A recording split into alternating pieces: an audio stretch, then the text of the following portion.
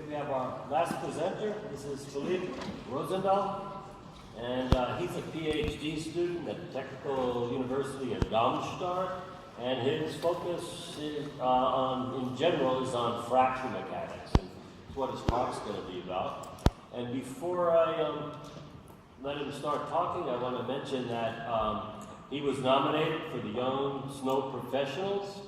And the only reason he was not given funded, they were giving out funding for 3, and Darmstadt's too close. It wasn't worth the investment. They just wanted to give, but they wanted to be sure that he had the honor. So, congratulations. Thank you very much.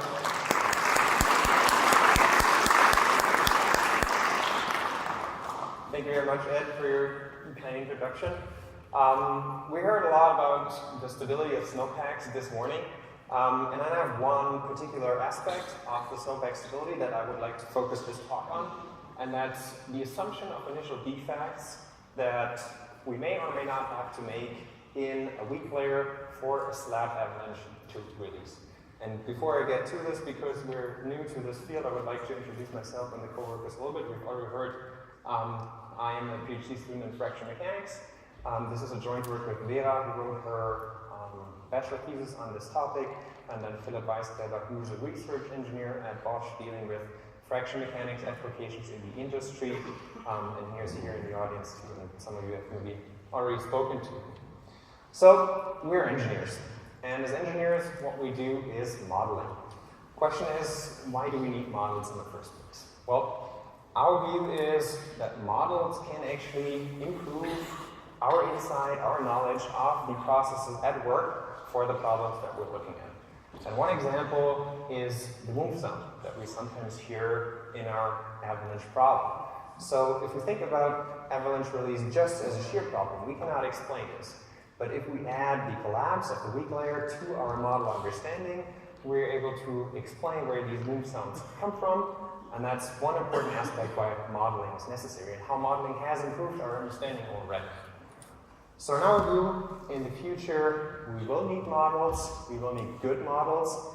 In our view, they should be real-time, they should be usable not only by experts, but of course also by practitioners, and the basis of all it is physics. And then if we look at the process, how those models typically evolve and how they develop, at least in our field, there are 2 basic ingredients.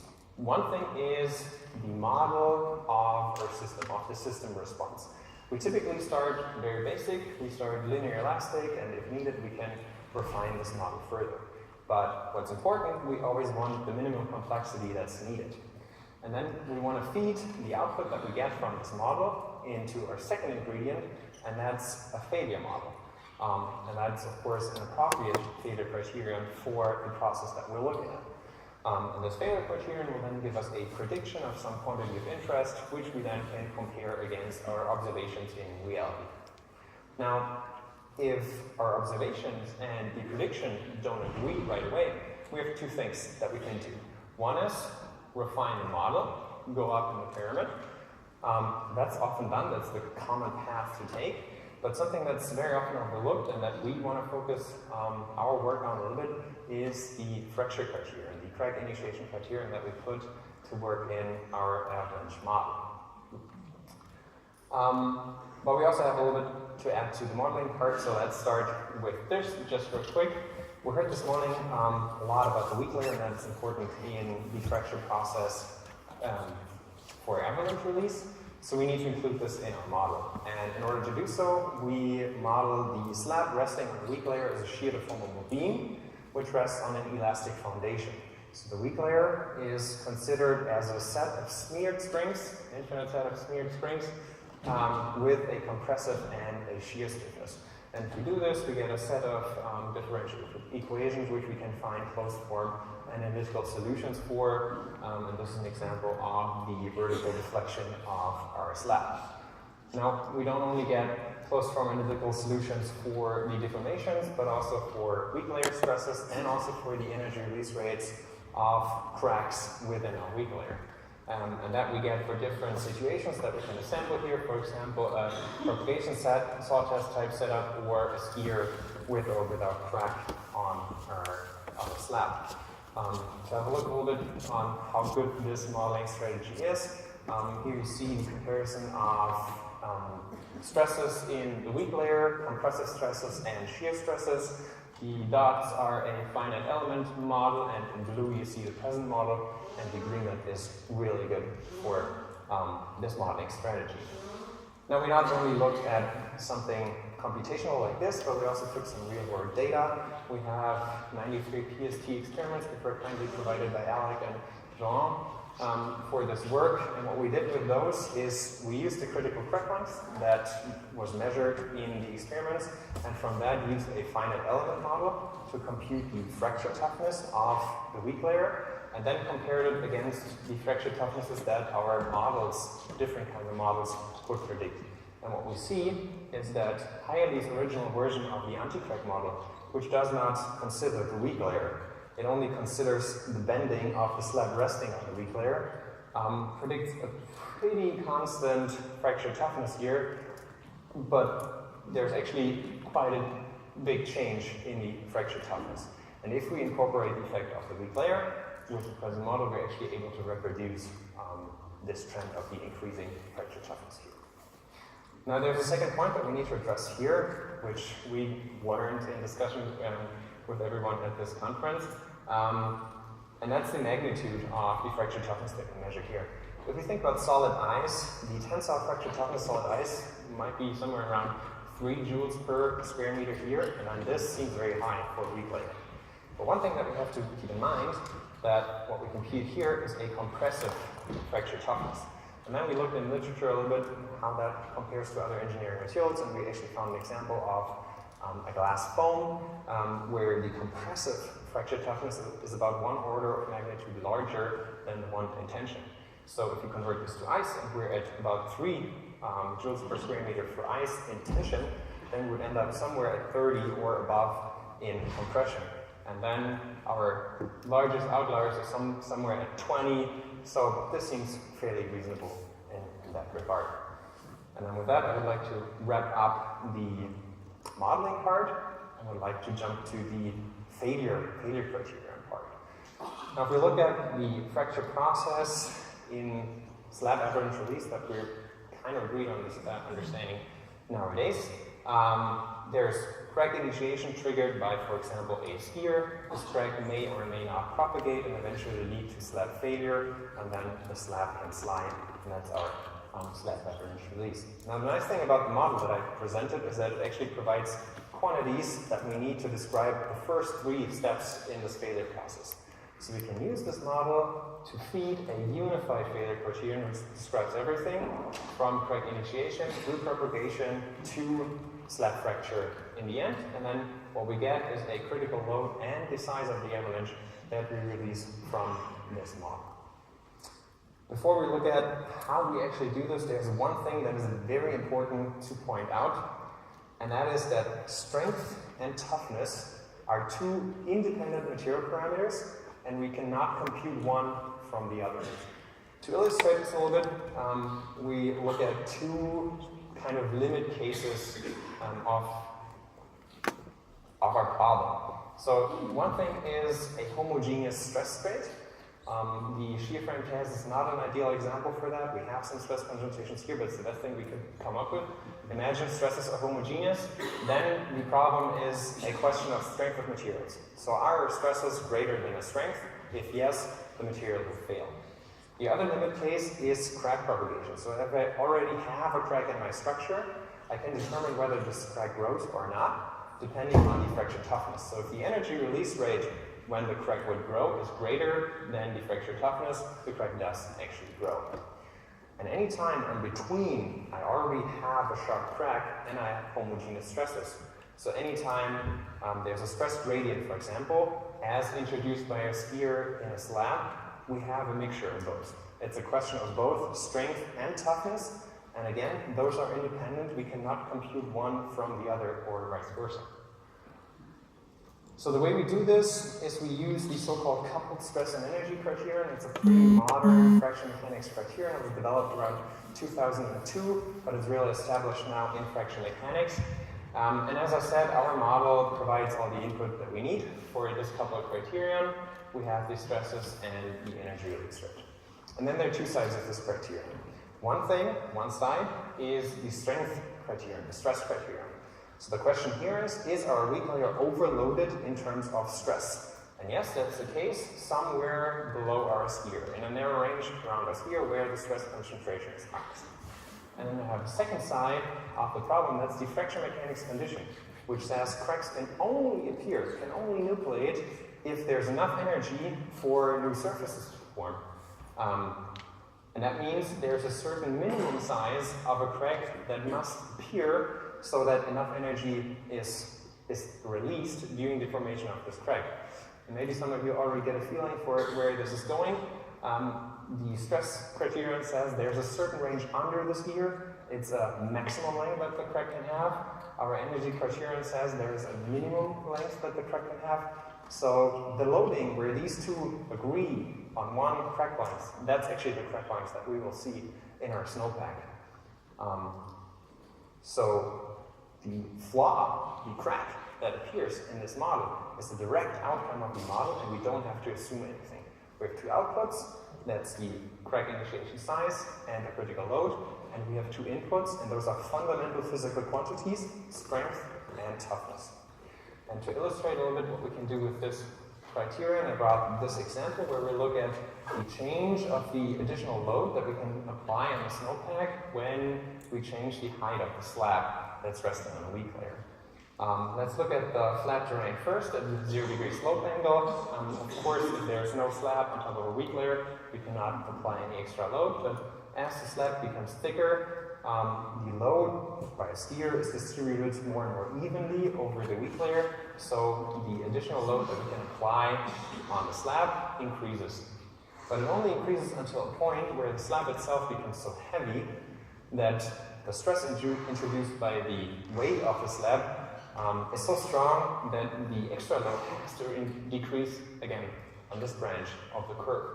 And that goes down until a point here on the horizontal axis where we would expect self-release of the avalanche, where the weight of the slab is already sufficient to trigger the avalanche. And quite intuitively, if we reduce the slope angle, if we increase the slope angle, this curve shrinks down and the applicable extra force goes down. And then for perspective, how we could validate this model, we tried to estimate an equivalent Roots-Block score here. So if we had some Roots-Block data, we could actually assess if the force ranges that we compute here are valid.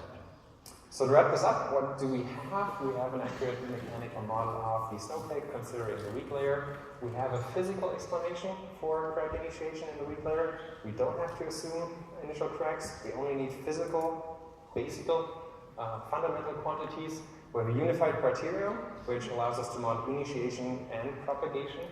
And something that I haven't said yet, all of this is closed form analytical, so it's basically real time. We can do this, push a button, we've got the solution. And what's to come, what can we do with this model? One thing is we can include stratification, so we look at the slope profile and have a layered beam on top of our weak layer. We can incorporate slab fracture, and we can have a slope scale stability assessment, so where does the crack grow? And a little demo that we put together, because this is real time, we could run it on a smartphone, and what we took here is some elevation data, and then ran our model on the different inclinations, slope inclinations, and said we vary some weak layer fracture properties, and then this map would compute in real time where it's safe to go or where it's not so safe to go. And then a different use case for this could be we pinpoint different locations on the map, and our criterion could tell how likely is it to trigger an avalanche in this area and how big would that avalanche come. Thank you.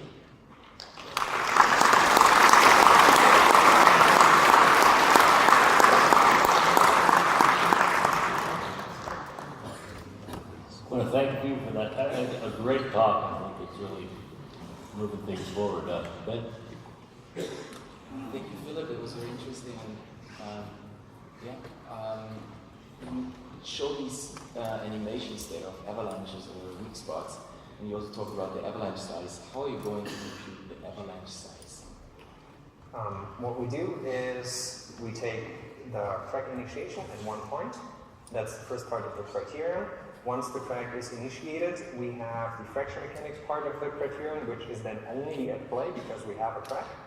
This criterion tells us, depending on how the slope angle changes, for example, or how the slab thickness would change with our terrain, how far the crack would propagate, and then the slab fracture part of the criterion could tell us how far the crack has to propagate, so we actually get crown fracture. And then during the point of crown fracture, we would assume that the size of the crack that it has grown to is the size of the avalanche.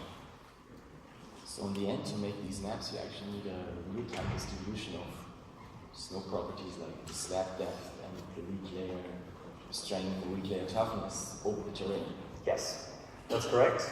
Of course, we can assume something to get a first rough estimate, but ultimately, in order to have this kind of output, we need the appropriate input, correct? Yeah. Thank you. Well, thanks so much for this really comprehensive presentation. I have one question, maybe I didn't understand it correct.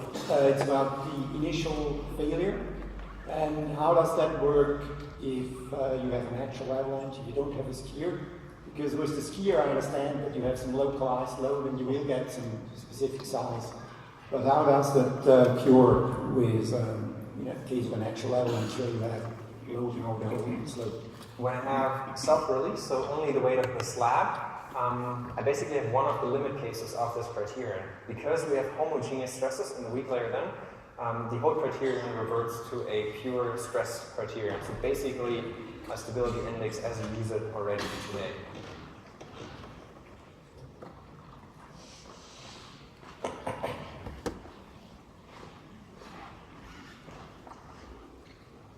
This is really very interesting information. I was wondering if you can set the program that you have there to be oriented toward a group of people, or say a snowmobile, if that would change where it would be dangerous.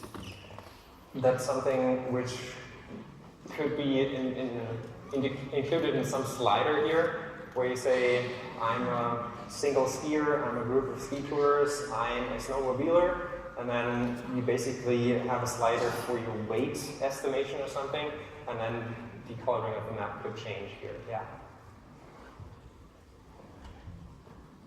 But again, this is a demo, so we just use our model in this one case. This is not a working app, it's just our vision of what is possible with these kind of real-time models.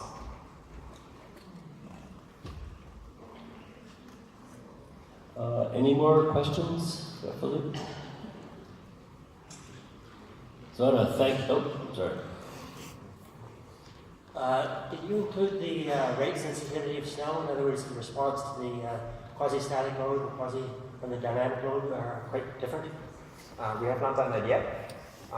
That's what I tried to illustrate with one of these first slides. So we start very basic with a linear elastic model, and only if we see that that's not sufficient, we would refine it and add viscoelastic effects, for example. And one easy way to do this, for example, is changing the failure envelope. We know the experiments of Ingrid, who has shown us how the stress envelope or the failure envelope changes with loading rate, and we could, example, as a first option, just include the strain rate dependence in our fracture properties. Peter? I have a question which actually belongs to all of these presentations from today.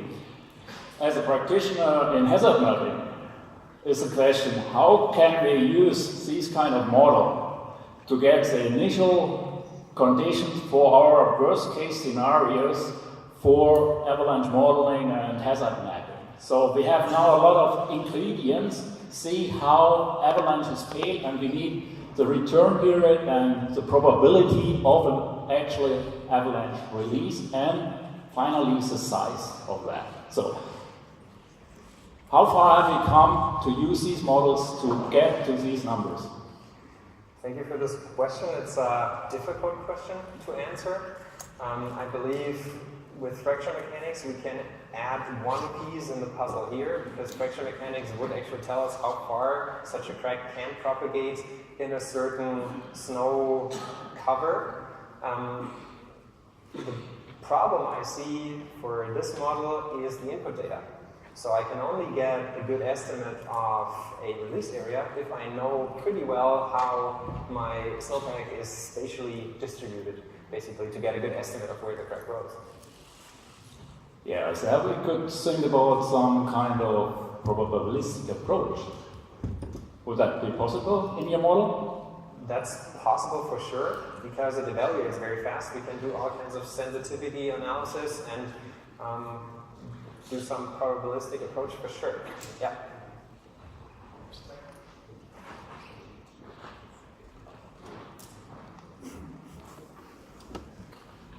Thanks a lot, Philip, for this very nice talk. I have one question about the release zones that you showed. Here it's just static, so can you include the dynamics? Because we showed in recent studies that the dynamics of the propagated cracks influence a lot how the stress is distributed in the slab, so it would influence your tensile crack as well. It is possible to include this, so beam theory allows for doing so, and also beam theory on elastic foundation, we could do it, but it's a little more elaborate than the static case. So we could as well add this as a point here, dynamics.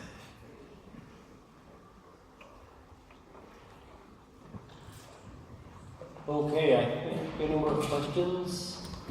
So I think young science professional, snow professional, I think we look forward to a lot more work coming from you. So thanks for coming. Thanks a lot.